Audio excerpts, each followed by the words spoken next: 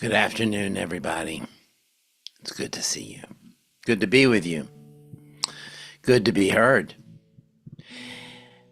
We're, of course, rapidly coming to Passover, to Pesach.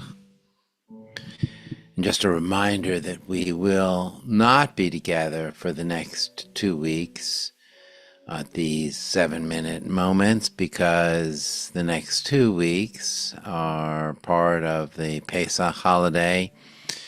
And I'll be away from the computer both the first 2 days and the last 2 days of the holiday. Nevertheless, this holiday of Passover, so very often, is thought just to commemorate a historical event, something that happened a long time ago.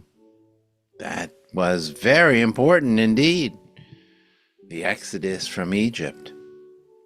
And of course, the Exodus from Egypt was so important because not only was God about to bring the Jewish people back to the promised land that he had promised Abraham, Isaac, and Jacob, but along the way, the Jewish people would stop in Mount Sinai for that important moment of revelation. That time when the mountain roared and everyone knew God's presence was with them, and when Moses would return. The promise was he would return with the Torah, and eventually he did. But when we get together for the Seder, it is not simply to talk about what happened a long time ago. Because we also have our own personal reflections, our own personal stories that we often have a chance to share at the Seder.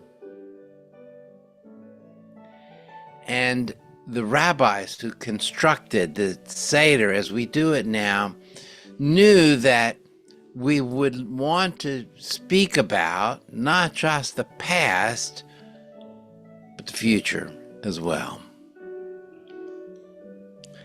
Sitting on the Seder table, in the middle of the table usually, but not always, is a cup. It is Kos Eliyahu, the Elijah cup, that sits there in the middle of the table, and we actually fill that cup with wine in anticipation that when we open the door in the latter part of the Seder, Eliyahu Hanavi will come and be with us. Why Elijah? Well, it's because Elijah is the harbinger of an important time. He's the harbinger of the time of ultimate peace, ultimate prosperity. He's the harbinger of the time when all creatures on earth will live together in peace with one another. We call that the Moshiach, the Messiah. And every Passover, we set the table in anticipation that the night of Pesach is not only about the redemption of the ancient Jews under the oppression of slavery into freedom, but it is also about the redemption, our redemption from our world into a better world, into a world of peace, a world of sustenance, a world of ultimate kindness and compassion.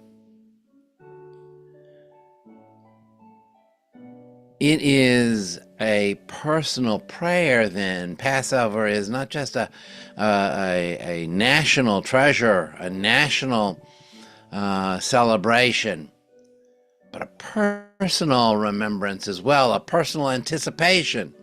If it could happen then, under the rule of Pharaoh, it can happen now in just as a miraculous nature, where we find out that we are on the precipice of a greater time, a greater era, a greater moment of promise for the world. We're so sure of it, we go ahead and take some of that precious wine and we pour it in a cup and we reserve it for Elijah. And we say, Elijah is so sure to come to us with this message that we will pour a cup for him.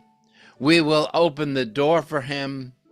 We will know that the message of Passover is not simply what happened in the past.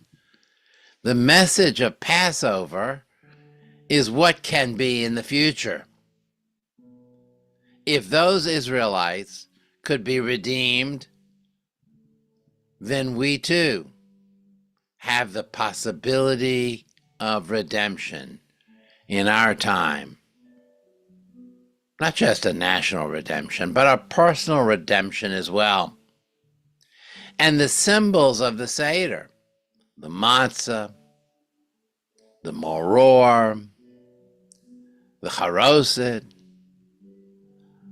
the 4 cups of wine, all of these are not simply about the past. They're about the living in the present moment and the anticipation of what can be in the future. That's why at the end of the Seder, when we say to one another, L'shana haba b'Yerushalayim, next year in Jerusalem,